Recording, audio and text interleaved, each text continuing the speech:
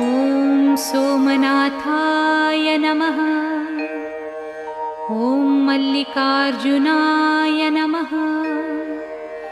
ॐ महाकालेश्वराय नमः। ॐ ओंकारेश्वराय नमः। ॐ वैद्यनाथाय नमः। ॐ भीमशङ्कराय नमः। ॐ रामेश्वराय नमः।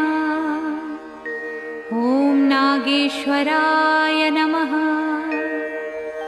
ॐ विश्वेश्वराय नमः।